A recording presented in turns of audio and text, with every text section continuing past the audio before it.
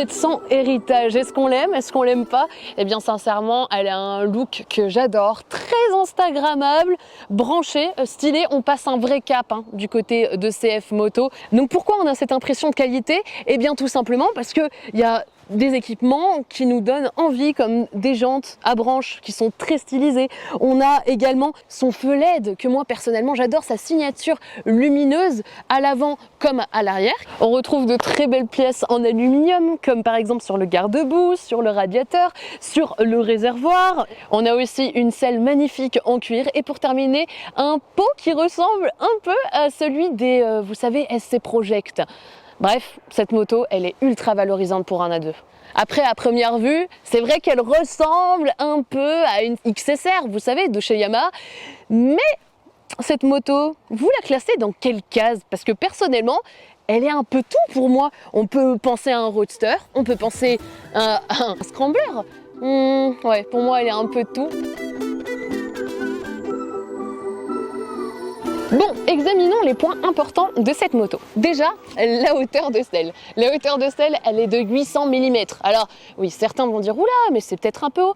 Non, la selle est en fait creusée et ainsi, même ceux de en dessous d'1,70 m arriveront à poser le pied à terre. Donc, elle est vraiment pour tout le monde. Bon, globalement, cette moto, elle est plutôt confortable et pratique. On retrouve des équipements de qualité comme par exemple un régulateur de vitesse et ça, clairement, c'est assez rare pour le noter pour une A2 et pour cette cylindrée.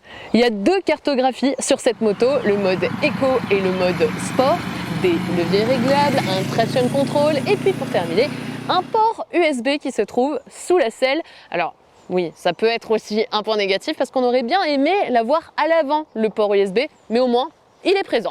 Pour finir sur les équipements, elle a des suspensions entièrement réglables qui sont très accessibles si jamais vous voulez faire vos réglages vous-même.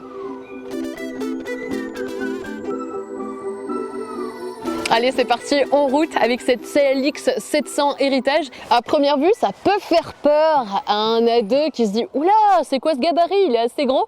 Mais en fait, son poids, 198 kg, eh bien, il se ressent presque pas et puis c'est assez léger, c'est très bien réparti, on peut la manipuler sans problème. L'angle de braquage, lui, est assez limité. Néanmoins, vu qu'elle est vraiment douée et agile, cette moto, on arrive sans problème à faire des demi-tour. La position de conduite, elle est plutôt naturelle et agréable. Le guidon est ramené vers le pilote, du coup j'ai une posture assez droite. Pour les jambes, les cuisses sont bien collées au réservoir, les genoux sont bien disposés.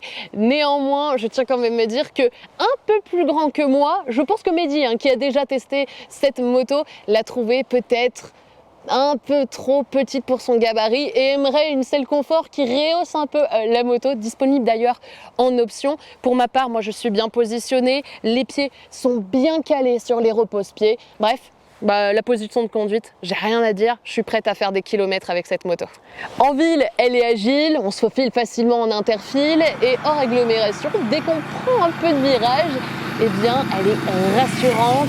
Elle est équipée de pneus Pirelli MT60 RS, déjà de par les noms, c'est un gage de qualité. J'ai un super bon feeling sur ces pneus. À l'avant, j'ai un très bon retour d'information. À l'arrière, eh bien, je n'ai pas de glissouille intempestive. Et même par temps de pluie, ces pneus, eh bien, ils me mettent en confiance. Je suis super rassurée.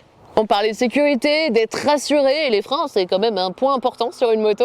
Et justement, ces freins à l'avant, eh bien, on a un monodisque à étrier radial qui freine progressivement, mais qui a quand même pas mal de puissance. Pour l'arrière, eh bien, c'est un frein qui va être un peu plus progressif, avec un peu moins de puissance, mais quand même qui assoit la moto. Pour l'ABS, j'ai pu faire quelques arrêts d'urgence, et non, ce n'est pas du tout intrusif, c'est plutôt très bien dosé.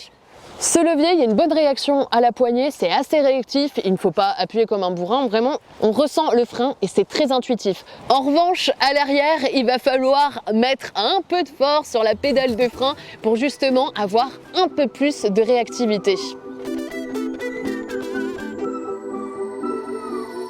Elle est très joueuse cette moto et puis on la connaît déjà en fait. CF Moto reprend la base des moteurs Kawasaki que vous avez pu retrouver par exemple sur le R6N. Bon, il a été gonflé de 650, on passe à 700, on a aussi la norme Euro 5, mais globalement, elle reste avec ce caractère joueur que l'on connaît chez les Kawa. D'ailleurs, petite anecdote pour vous, avant l'essai, j'ai volontairement pas regardé les caractéristiques techniques et puis pour moi ça tombait sous le sens, c'était une 47,5 chevaux, comme la plupart des bridages actuels. Eh bien pas du tout, ici on retrouve une 30 kW, 41 chevaux et j'ai été surprise parce que vraiment on ne ressent pas la différence. Elle est joueuse, elle est même agressive. Bref, j'ai eu un super feeling avec ce moteur.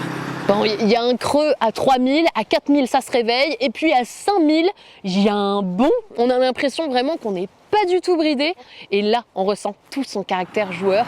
J'ai pu utiliser les deux modes de conduite, d'abord l'éco en ville et puis je trouvais qu'il était un peu trop linéaire pour mon style de conduite. Je suis vite passée sur le mode sport. Il est beaucoup plus vigoureux, rageur et joueur. Pour le prix, eh bien, c'en est un bon 6 999 € pour une 700 bridée. C'est tout à fait raisonnable par rapport à la concurrence. Par exemple, la Honda 650 est actuellement à 7 999 €. Du coup, une véritable différence pour à peu près les mêmes performances. Bref, cette moto, au-delà de ça, c'était un véritable bonheur, une très belle surprise. Si jamais vous souhaitez beaucoup plus de détails, beaucoup plus d'informations, je vous invite à découvrir mon article sur motoservice.com. Et si jamais vous souhaitez la découvrir en full, l'essai de Mehdi est toujours disponible sur Motor Live. Allez, je vous laisse, je vais rouler encore un peu et je vous dis à bientôt pour un prochain essai sur Motor Live.